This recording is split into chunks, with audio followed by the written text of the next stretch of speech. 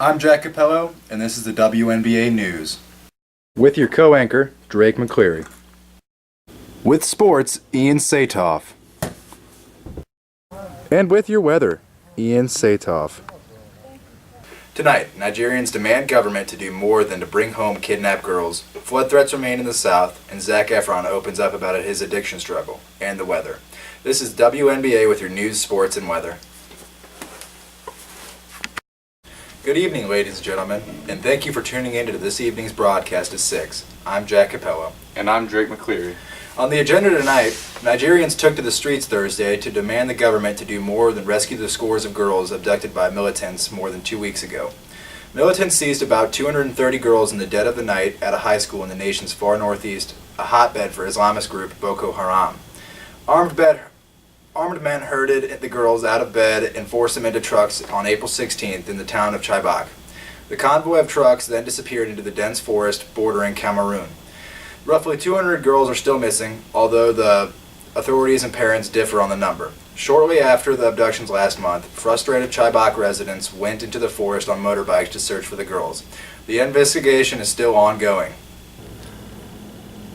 On Wednesday, a storm brought a taste of its destruction to the Mid-Atlantic states and the Northeast, with flooding covering some roads in the region and delaying some New York City area train services. Fears concerning a dam in Laurel, Maryland, proceeded on Thursday. City authorities lifted their evacuation order after the Washington Suburban Sanitary Commission said it had stabilized the situation, lowered the flow of water, and determined that the dam is sound. In coastal Alabama and Florida, residents continue to struggle with the aftermath of flooding that washed out roads, chewed up parts of some of the buildings, and caused at least $100 million in damage in Pensacola, Florida alone, according to the city's mayor. Wow, that is horrible. Awful, isn't it? Tragic. In entertainment news, 26-year-old actor Zac Efron came out publicly with his struggles with alcoholism and drug use recently. The actor says he is now taking many classes to help battle his condition. The actor explains that the reason why he took on these habits because he was burnt out after casting back-to-back roles. Since finding help recently, Efron has been eating healthy, working out regularly, and going to bed at 9 p.m. Now it's time to kick it over to Ian Satoff with our sports news. Ravens running back Ray Rice was found not guilty in an aggravated assault charge in Mays Landing, New Jersey. Rice applied for a pre-trial intervention program that permits certain defendants to avoid formal prosecution. Now for your NBA playoff news. The Rockets beat the Trailblazers last night in a 108-98 victory. The Raptors beat the Nets in a nail-biter, 113-115. The Spurs beat the Mavericks, 109-103. The Cardinals took one of the division-leading Brewers last night with a score of 9-3. The Cubs also walked away with a win last night with a 9-4 victory over the Reds.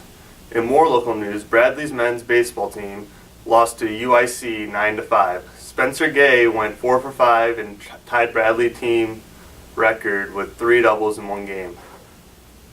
Last night, the prep baseball team, East Peoria, beat Limestone 4-0.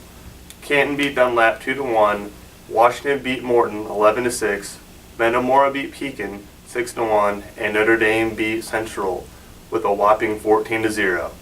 Back to you, Drake. Thanks, Ian. In local news, one person suffered life-threatening injuries after a Jeep flipped several times, landing in the median near Interstates 74 and 474 interchange late Thursday night. About 9:10 p.m., a Jeep Liberty was traveling east on I-474 near the interchange when drivers lost control. The vehicle struck the median guardrail and rolled several times.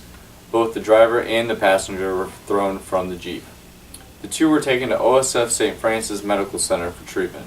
Authorities would not release the names of the victims because of the condition of the driver, whose injuries were life-threatening.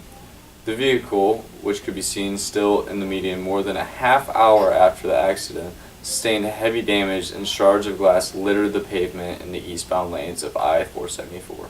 Well, I hope that driver's going to be okay. Me too, Jack. Peoria County's jury ruled the suffocation of a 4-month-old East Peoria girl a homicide on Tuesday. The infant had suffered multiple rib fractures and bruises to her head and back before she died. The night of her death, she was found on the floor with a baby blanket wrapped around her neck. No criminal charges have been filed in the case of Aspen Neal, who was pronounced dead at the OSF St. Francis Medical Hospital shortly after she was found unconscious in a Springfield Road residence early January 3rd. Relatives of the child's mother, however, were very satisfied with the inquisite verdict. The infant was the daughter of Whitney Neal and Joshua Tucker, both of East Peoria.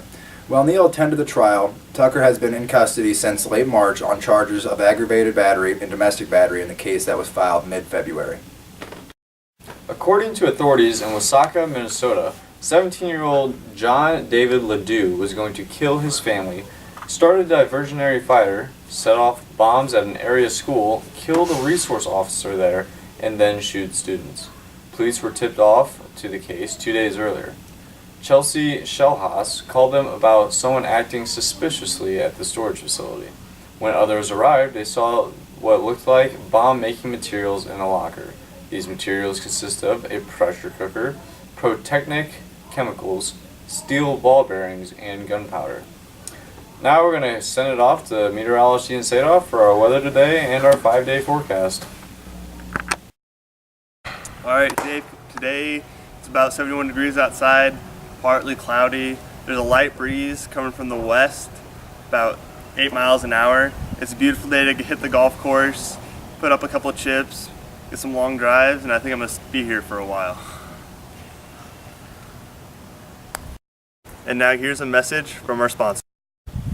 And for all the fans with WNBA, we'd like to also encourage you to get outside and come join us at McClellan Park for Morton Lacrosse. We have youth, we have high school, and we have boys and girls both playing the game of lacrosse. Come outside, join us. Morton Lacrosse Club is a proud sponsor of WNBA. And here's your weekly forecast. On Monday, we have a 40% chance of rain with a high of 70 and a low of 46 with a 13-mile-an-hour wind coming from the northeast. On Tuesday, we have a 10% chance of rain, a high of 76, a low of 60 with a 19-mile-per-hour wind coming from the east. On Wednesday, we have a whopping high of 85, a low of 64, partly cloudy with a 10% chance of rain, and 14-mile-per-hour winds coming from the southeast. On Thursday, we have a high of 84, a low of 63, partly cloudy with 20% chance of rain and 23-mile-per-hour winds coming from the south. This has been your WNBA News at 6. I'm Jack Capello. And I'm Drake McCleary. Have a wonderful night.